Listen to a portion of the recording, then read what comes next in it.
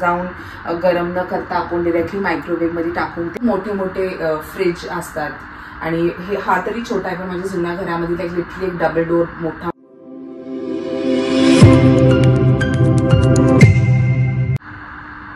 Hello everybody and welcome back to my YouTube channel Sneha's wear. तर आज मी तुम्हाला दाखवणार आहे यूके मधील जनरली किचन्स कसे असतात. हे आहे माझ्या घरातलं किचन. तुम्ही जर वेगळे व्हिडिओज बघितले असेल सगळ्यांचे वेगळे वेगळे आहेत पण हे आहे एंट्रन्स. द एंट्रन्सला एक छान दरवाजा आहे आणि it divides the dining area आणि द किचन. आणि जसं आम्ही पुढे आलो तर इकडे आहे स्टेअरकेस आहे वरती बेडरूम आणि टॉयलेटसाठी. तर हे आहे माझं एंट्रन्स आणि इकडे आहे स्टेअर्स. टुवर्ड्स माय राईट साइड तर यूकेच्या घरांमध्ये एक खूप चांगली गोष्ट आहे की इकडे स्टोरेज खूप असतो. घरामध्ये पण खूप स्टोरेज आहे आणि तुम्ही जर बघितलं तर ह्याचं combination is kind of grey आणि व्हाईटिशचा कॉम्बिनेशन आहे. आणि यूकेमध्ये जनरली किचनमध्ये अप्लायन्सेस सगळे तुम्हाला बिल्डरकडून मिळतात किंवा जर तुम्ही रेंटवर राहत असाल तर तुमच्या लँडलॉर्डकडनं तुम्हाला हे अप्लायन्सेस जनरली मिळून जातात. हे आहे स्टोरेज पार्ट. तर इकडे जरा ग्लासेस आहेत, इकडे सगळे औषधं वगैरे आहेत आणि इकडे सगळे मसाले वगैरे आहेत. तिकडे सगळे सॉसेस ठेवले मी. इथे मसाले आहेत, तिथे सॉल्ट, कॉफी जे मला जनरली लागतं असं पटकन हाताशी येण्यासाठी ते आहे. तर हा आहे प्लॅटफॉर्म. तर आपल्याला इंडियामध्ये कशी सवय असते की आपण चपात्या लाटतो आणि इकडे लाईक गॅस वगैरे आहे. तर तसं माझ्या किचनमध्ये नाहीये. मी इथे चपात्या लाटते आणि मग मला इकडे येऊन गॅसवरती भाजावी लागते. तर हे प्लॅटफॉर्म आहे आणि प्लॅटफॉर्मच्या लाईन इथे सगळे स्विच बोर्ड्स आहेत. तर हे माझं ब्रेडचं एक जस्ट एक बॉक्स आहे ज्याच्यामध्ये सगळे ब्रेड्स आणि बिस्किट्स वगैरे ठेवते मी. आणि हे आहे टोस्टर. आता इकडे जनरली प्रत्येक घरामध्ये लोक टोस्टर वापरतात कारण की यूके मध्ये लोकांना दे लाईक टोस्ट, त्यांना ब्रेड टोस्ट करून खूप आवडतो. तर हे आहे माझ्या घरातलं टोस्टर आणि मला पण खूप आवडतं टोस्ट बटरमध्ये. आणि हे आहे मायक्रोवेव्ह. तर microwave is very important. Like इकडे आपण जर बाहेर इंडियामध्ये आपण बाहेर जेवण ठेवतो तर ते लवकर थंड होत नाही किंवा रूम टेम्परेचरवर असतं. पण इकडे ॲटमॉस्फिअर इतकं थंड 30मध्ये इतकी थंडी पडते की तुम्ही बाहेर जरी थोडंफार काही जेवण ठेवलं तर ते थंड होतं. तर एव्हरी टाइम आपण गॅसवर जाऊन गरम न करता आपण डायरेक्टली मायक्रोवेव्हमध्ये टाकून ते खाऊ शकतो. आणि इकडे एक गोष्ट आहे की इकडे जे काही पॉट्स किंवा युटेन्सिल्स आहेत किंवा डबे आहेत ते सगळे मायक्रोवेव्ह मध्ये तुम्ही वापरू शकता. तर तुम्हाला अशी हे नाही की तुम्हाला एक मायक्रोवेव्ह डिशमध्येच टाकून तुम्हाला मायक्रोवेव्ह करावे. इकडे सगळे डिशेस आणि कप्स मायक्रोवेव्ह सेफ आहेत. तर आहे माझ्या घरातला हा मायक्रोवेव्ह. आणि ह्या साईडला आहे वॉच आणि हे जस्ट एक छान छोटीशी लाफची एक छोटीशी फ्रेम आहे. इकडे सगळे माझे स्पायसेस आहेत जसे क्रश चिलीज आहेत. हे सगळं पिझ्झाचं जे मला लागतं. ऑरिगॅनो, मिक्स हर्ब्स आणि आहेत पेपर टॉवल्स आहेत अबाउट इट. तर इकडे आहे अजून एक स्टोरेज. तर इथे माझे सगळे गरम मसाले आहेत आणि इकडे मी सगळे जे आपले कडधान्य ते ओपन केलेले ते तिकडे ठेवते मी. साबुदाणा दिसतोय तुम्हाला. आणि इकडे आहेत सगळे चमचे वगैरे. चमच्यांचा आहे पार्ट.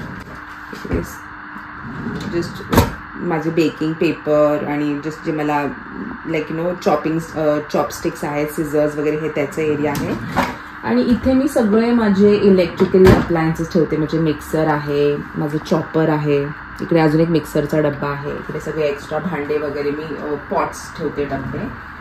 आणि ह्या साईडला आहे माझं राईसचा डब्बा आणि इथे खाली पीठ ठेवते मी.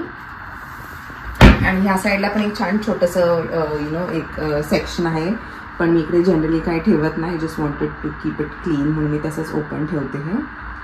तर मेन पार्टकडे तर इंडियन कुकिंग जी आहे ती खूप इंटेन्स आहे आणि it needs a proper heat like आपण चपाती बनवतो तर माझ्याकडे इंडक्शनचं हॉब होता. तो इंडक्शनचा छोटासा जो स्क्वेअरमध्ये असतो त्याच्यावर चपात्या लिटरली म्हणजे मला बिलकुल आवडत नव्हतं. तर इंडियन कुकिंगला एक प्रॉपर टेम्परेचर लागतो. तर मी खूप लकी आहे की मला गॅस आहे माझ्या घरामध्ये. जर माझी फ्रेंड आहे तिच्या घरी हॉट प्लेट आहे तर तिला खूप त्रास होतो. तिला की कढई नाही वापरू शकत, लाईक फ्लॅटच पाहिजे त्याचा बेस. तर माझ्या घरात तसं नाहीये. माझ्याकडे एक प्रॉपर गॅस आहे, तर मला प्रॉपर कुकिंगला काही प्रॉब्लेम होत नाही. आपण चपाती पण शेकू शकतो, भाकरी छान होते ह्याच्यावर. आणि इकडे तुम्हाला सांगितलं की इकडे अवन कंपल्सरी आहे. इकडचे लोक खूप बेकिंग करतात, लाईक बिस्किट्स आणि हे सगळं इकडेच इन्व्हेंट झालं होतं. तर बेकिंग त्यांच्या कुकिंगचा खूप इंटिग्रल पार्ट आहे. तर हे प्रत्येक घरामध्ये असणार म्हणजे असणारच.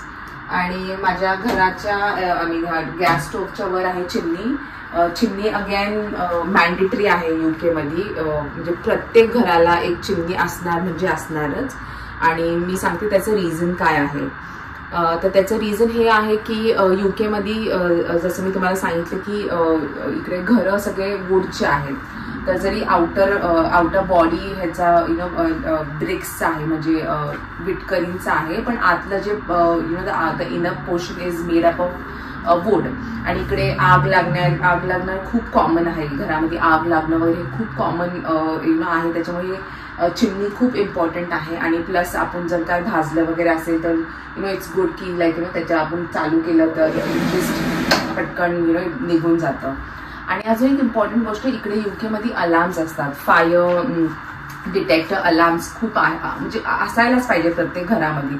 आता ते कारण की इकडे मी तुम्हाला सांगितलं की घर वुड्सनी बनलेले आहेत आणि जर आपण लाईक माझ्या तर जुन्या घरामध्ये होतं की माझ्या किचनमध्येच होतं द डिटेक्टिव्ह अलार्म. आणि मी चपाती कधीच बनवू नाही शकले, लाईक आपण तूप वगैरे लावतो तर मी कधीच बनवू शकले की एव्हरी टाइम मी तूप लावलं की ते अलार्म वाजायचा. तर इथे माझ्या घरामध्ये, माझ्या किचनमध्ये तर नाही, माझ्या डायनिंग एरियामध्ये आहे. पण जनरली इकडे it is mandatory and compulsory आहे की जर किचनमध्येच असतं किंवा किचनच्या एक थोड्याशा आउटर पार्टमध्ये जे ते स्मोक डिटेक्टर अलार्म्स असतात म्हणजे असतात. आणि ते अलार्म्स ऍक्च्युली खूप लाऊड असतात. ओके. आणि ते तुम्ही मॅन्युअली बंद करू शकता. लाईक एक्झाम्पल, मी जर काही तडका वगैरे दिला आणि त्याचा ते वाजायला लागलं तर मी त्याला मॅन्युअली जाऊन बंद करू शकते. बट कधी कधी असं होतं की अननोइंगली खरंच आग लागली आहे तर ते इतके लाऊड असतात की आजूबाजूच्या लोकांना ते कळून जातं. आहे माझं गॅस आणि माझं आवनचं सेटअप.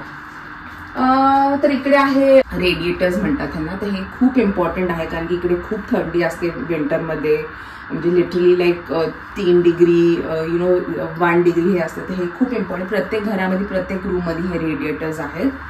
आणि ही माझी डस्टबिन आहे. हे माझं सेकंड टुवर्ड्स माय बॅकयार्डला ही एंट्री होते. ओके. तर हे आहे असं बॅकयार्ड. माझं बॅकयार्ड तुम्ही बघितलं असेल. आणि हे आहे बॉयलर. तर हे बॉयलर इलेक्ट्रिक आहे. हे बटन चालू होऊन स्टार्ट होतं. हे असं बटन चालू केलं की स्टार्ट होतं. आणि ह्या बॉयलरचं सिस्टम असं आहे की जेव्हा तुम्ही खालच्या नॉबवर ठेवता तर फक्त तुम्हाला गरम पाणी येतं. ओके. जे समरमध्ये आपण जनरली फक्त गरम पाणी पाहिजे असतं. जेव्हा तुम्ही हे नॉब वर घेता तेव्हा बॉइलर जे तुमचं रेडिएटर मी आता दाखवलं ते आणि गरम पाणी दोन्ही होतं. तर हे जनरली आपण विंटर सीझन मध्येच वापरतो. जेव्हा खूप थंडी असते तेव्हा तुम्हाला गरम पाणी आणि हाऊस पण छान गरम राहतं. तर मी हे संध्याकाळचं 1 तास वगैरे ऑन करून ठेवते आणि मग मी बंद करते. पण आता सध्या माझा नॉब खाली आहे कारण की समर चालू आहे आणि मला फक्त भांडे घासण्यासाठी गरम पाणी पाहिजे आहे. आणि इथे खाली आहे माझी वॉशिंग मशीन. तर ही हुवरची मशीन आहे. इकडे थंडी आहे आणि कपडे सुकायला खूप प्रॉब्लेम होतो. तर माझ्या मशीनमध्ये सिस्टम कशी आहे की हे वॉशिंगचे फंक्शन्स आहेत. ह्या साईडला सगळे वॉशिंगचे फंक्शन्स आहेत, इकडे पण वॉशिंगचे आहेत. आणि फक्त हे 2 फंक्शन आहे. हे हाय हीट आहे. हाय हीट म्हणजे तुमचे कपडे हाय हीटमध्ये सुकतात आणि लो हीटमध्ये म्हणजे मीडियम हीटमध्ये. आणि हे ड्राय वूल म्हणजे तुमच्याकडे जे वुलन कपडे आहे हे त्याच्यासाठी सेटिंग्स आहेत.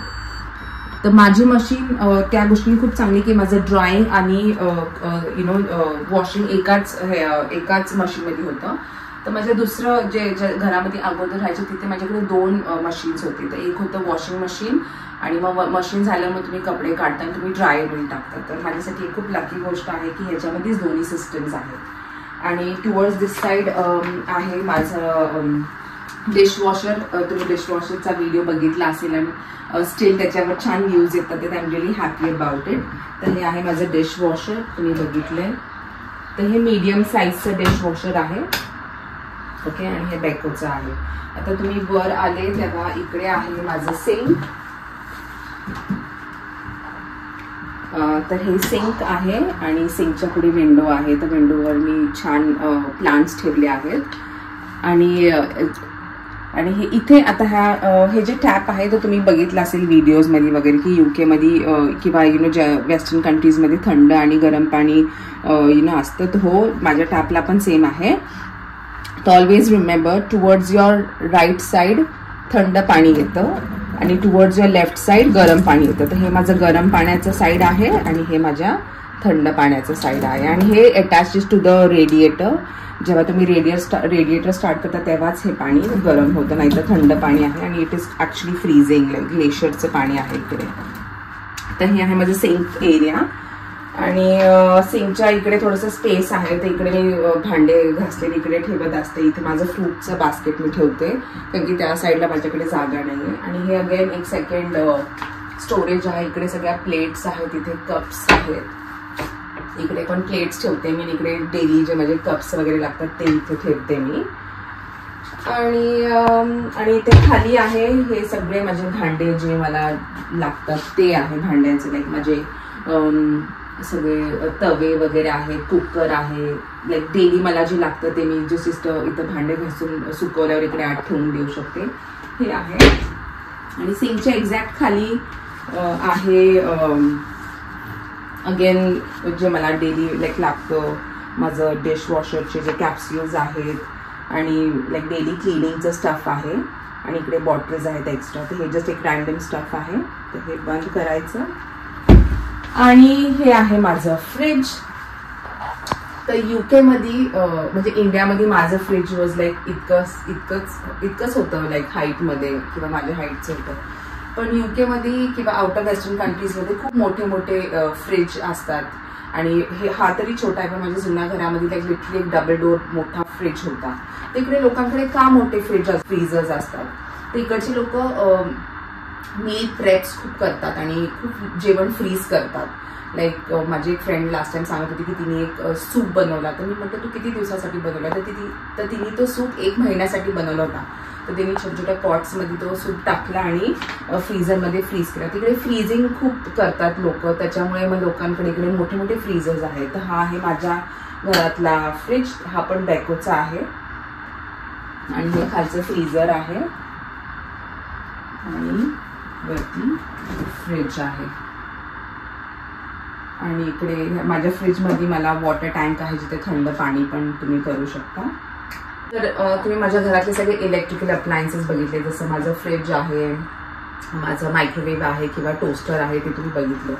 आता हे जेव्हा खराब झालं तेव्हा तुम्ही काय करणार? तर आपण इंडियामध्ये आपला जर फ्रीज खराब झाला तर आपण दुकानामध्ये जाऊन जेव्हा दुसरा फ्रीज आणतो घरामध्ये तेव्हा तो दुकानदार तो जुना फ्रीज घेऊन जातो. किंवा आपला मिक्सर खराब झाला तर आपण भंगारवाल्याकडे देतो. तर UK मध्ये भंगारवाले तर नाहीच आहे डेफिनेटली. आणि इकडे जर तुमचा फ्रीज खराब झाला, तुमचं कोणतं पण इलेक्ट्रिकल अप्लायन्स खराब झालं तर इकडे मेंडिंगचा जो चार्ज आहे तो इतका जास्त असतो की त्याच्यामध्ये तुम्ही एक नवीन फ्रीज घेऊ शकता. तर रिसेंटली माझ्या फ्रीजमध्ये कूलिंगचा इश्यू झाला होता. तर मी नवीन फ्रीज ऑर्डर केला.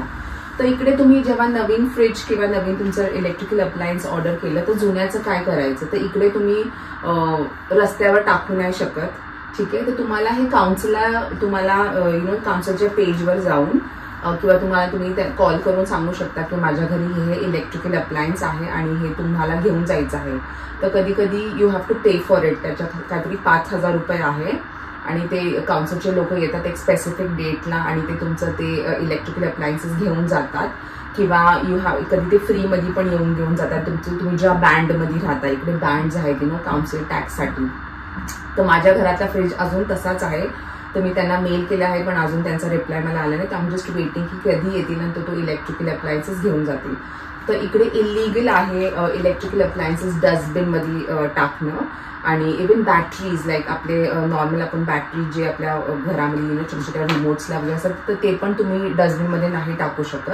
एक स्पेसिफिक जागा जशी सेन्सबरीज आहेत किंवा शॉप्सच्या बाहेर एक रिसायकल बॅटरीचं एक मोठं पॉट असेल तुम्ही त्याच्यामध्ये जाऊन ते टाकायचं. तर इकडे इलेक्ट्रिकल अप्लायन्सेसचं विल्हेवाट लावणं खूप डिफिकल्ट आहे, पण विच इज गुड. मला असं वाटतं की ते खूप चांगलं आहे. त्यांनी इलेक्ट्रिकल किंवा हे असं वेस्ट राहत नाही.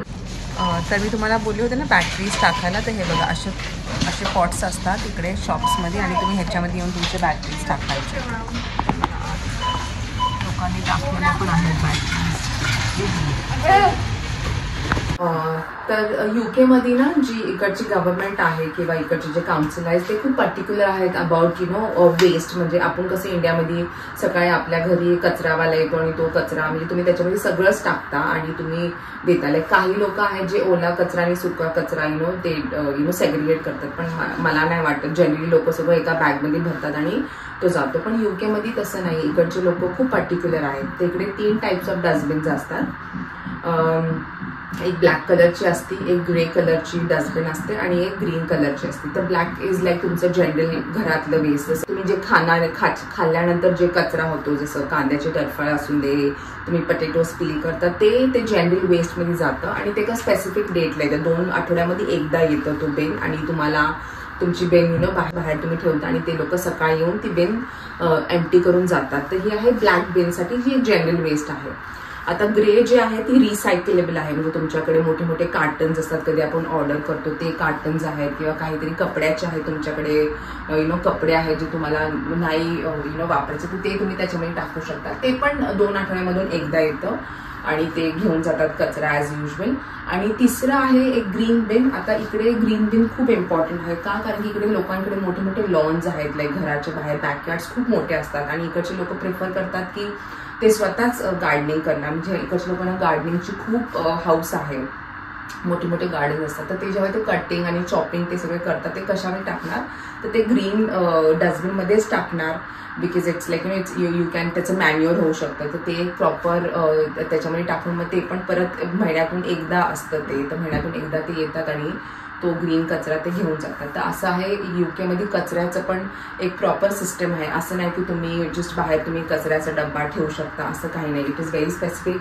आपल्याला मेल येतो आणि तुम्ही त्या मेलच्या हिशोबाने तुम्ही बाहेर कचऱ्याचा डब्बा ठेवायचा आणि ते लोक कचरा घेऊन जातात. असं आहे माझं किचन इन द UK. तर तुम्हाला जर माझा आजचा हा व्हिडिओ आवडला तर माझ्या व्हिडिओला लाईक करा, share this video and do subscribe to my YouTube channel. And thank you so much for watching it and God bless and take care.